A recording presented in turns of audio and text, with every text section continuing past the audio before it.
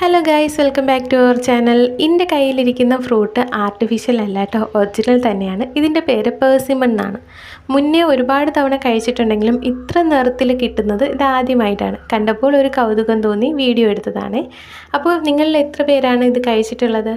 ഇത് നല്ല സ്കിന്നിന് നല്ല കളർ ഉണ്ടെങ്കിൽ നല്ല രീതിയിൽ പഴുത്തിട്ടുണ്ടാകും കേട്ടോ. അത് നോക്കി വേണം നമ്മൾ എടുക്കാൻ. ഇതുപോലെ ബേക്ക് ഭാഗം ഇതുപോലെ ഇങ്ങനെ ഒന്ന് ഡാർക്ക് കളറായിട്ടൊക്കെ ഇരിക്കുകയാണെങ്കിൽ ഫ്രൂട്ട് നല്ല പാകമായതാണ്. അത് നമുക്ക് എടുക്കാം. ഇതുപോലെ അകത്ത് എല്ലാ തവണയും ഇതുപോലെ ഡിസൈൻ മാത്രമേ കിട്ടിയിട്ടുള്ളൂ, അരി ഇതുവരെ കിട്ടിയിട്ടില്ല.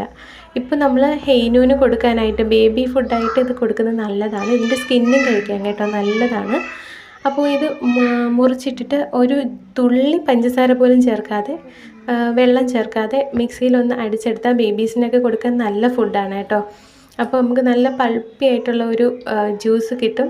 നമ്മൾ ജ്യൂസ് ചെയ്യുമ്പോൾ ഒരു പപ്പായയുടെ ഒരു ടേസ്റ്റ് വരും.